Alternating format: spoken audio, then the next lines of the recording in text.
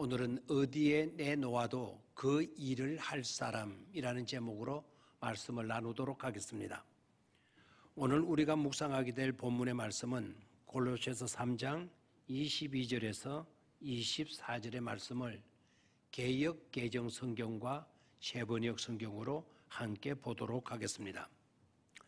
종들아, 모든 일에 육신의 상전들에게 순종하되 사람을 기쁘게 하는 자와 같이 눈 가림만 하지 말고 오직 주를 두려워하여 성실한 마음으로 하라. 무슨 일을 하든지 마음을 다하여 주께 하듯 하고 사람에게 하듯 하지 말라. 이는 기업의 상을 주께 받을 줄 아나니 너희는 주 그리스도를 섬기느니라. 세번역 성경으로 봅니다. 종으로 있는 이 여러분, 모든 일에 육신의 주인에게 복종하십시오. 사람을 기쁘게 하는 자들처럼 눈 가림으로 하지 말고 주님을 두려워하면서 성실한 마음으로 하십시오. 무슨 일을 하든지 사람에게 하듯이 하지 말고 주님께 하듯이 진심으로 하십시오. 여러분은 주님께 유산을 상으로 받는다는 사실을 기억하십시오. 여러분이 섬기는 분은 주 그리스도이십니다. 아멘. 아주 오래전 늙으신 집사님 아들이 늘 말썽을 피웠습니다. 집을 나가고 들어오지 않는 경우들이 허다히 많습니다. 그러다가 겨우 찾아서 데려다 놓으면 이내 또 집을 나가고 맙니다.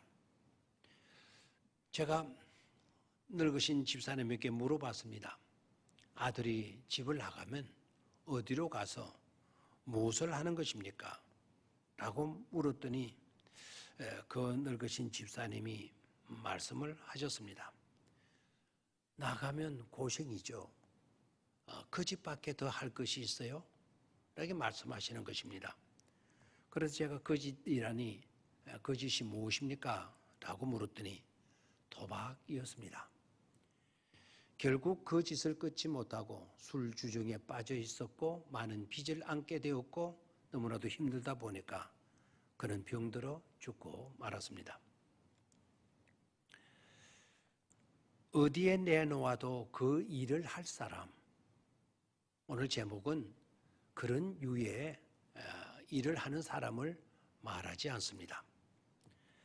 사도 바울은 골로새 교회 성도들을 향해서 권면합니다.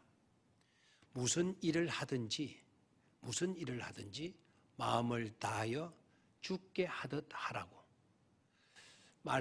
가슴에 와 닿는 말씀을 합니다. 모든 일, 무슨 일을 주께 하듯 하면 정말 좋겠다는 단순한 생각이 드는 정도가 아니라 이거야말로 기적의 현장이 따로 없다는 확신이 생깁니다. 무슨 일이니까 어떤 특정적인 대상이 아니라 포괄적 대상을 가리키는 것입니다. 중요한 일뿐만 아니라 소소한 일에도 주께 하듯입니다. 높은 신분에 있는 사람들에게 뿐만 아니라 비천한 사람에게도 부자에게만 아니라 가난한 사람에게도 말입니다. 천국이 따로 없을 것 같은 생각이 듭니다. 우리 주님도 제자들에게 이렇게 가르치신 적이 있지 않습니까? 이 소자에게 행한 것이 곧 인자에게 한 것이다 라고 말입니다. 즉 어린아이와 주님 자신을 동격화하셨습니다. 그런 곳이 바로 현실화가 되는 곳, 바로 그곳이 하나님의 나라인 것입니다. 하기야 제자들 가운데서도 또는 신앙인들 가운데서도 예수님을 우습게 여기고 예수님을 형편없이 대하는 자들이 없지는 않습니다. 그런 자들이 주께 행한 것처럼 하라는 것이 아닙니다. 우리는 그런 자들을 의식하거나 그런 자들의 삶을 본받을 필요는 없는 것입니다. 오히려 그런 마음들이나 모습이 있다고 하면 당장 회개하고 돌이켜야 할 것입니다. 무슨 일을 하든지 마음을 다하여 주께 하듯 하라. 아멘이죠? 다산 정약용 지식경영법이라는 책을 보면 정약용 씨가 양계업을 하는 아들 하규 씨에게 쓴 편지 내용이 나옵니다. 그 가운데 이런 대목이 나옵니다. 네가 양계를 한다고 들었다. 닭을 치는 것은 참 좋은 일이다. 하지만 닭을 기르는데도 우아한 것과 속된 것, 맑은 것과 탁한 것의 차이가 있다.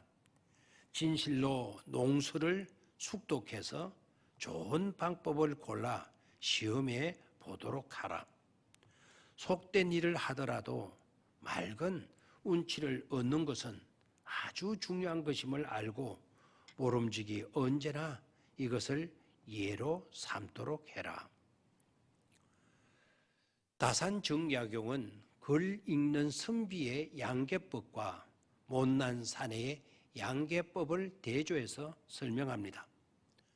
닭을 쳐서 달걀을 얻고 병아리를 기르는 것은 당시 시대의 의식으로는 속된 일이었지만 이 속된 일도 어떻게 하느냐에 따라서 우아하고 맑은 고상한 일이 될 수 있다는 것입니다. 직업의 귀천을 따지지 않았습니다. 무엇을 해도 잘할 사람이 있고 성공할 사람이 있다는 것이죠.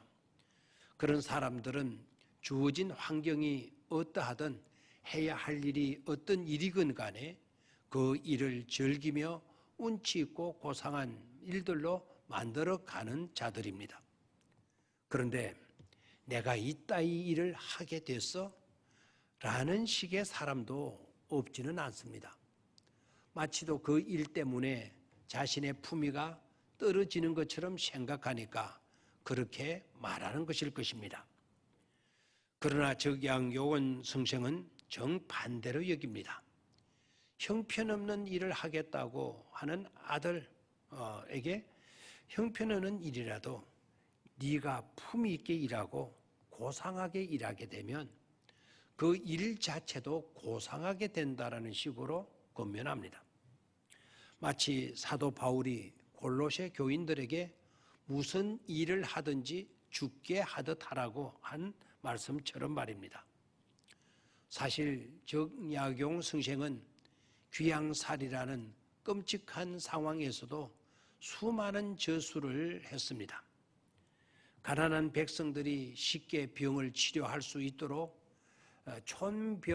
촌병흑치라는 의학서를 편집을 했고 천년두와 관련된 항목만 출연해서 목차에 따라 제가공해서 마가 해통을 엮었고 또한 베껴 쓰기만 해도 수십 년이 걸릴 경집 232권과 문집 260여 권을 펴냈습니다. 그는 형편없는 속된 환경 속에서도 자신이 해야 할 일을 찾았습니다. 그리고 그의 손에 맡겨진 일은 어떤 속된 일이라도 우아하고 맑은 시가 되었습니다. 이런 사람은 무엇을 해도 성공할 사람입니다.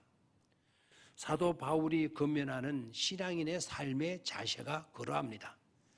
무슨 일을 하든지 마음을 다하여 주께 하듯 하고 사람에게 하듯 하지 말라. 무슨 일을 하든지 마음을 다하여 주께 하듯 하고 사람에게 하듯 하지 말라. 골로새서 3장 23절 말씀. 감사합니다.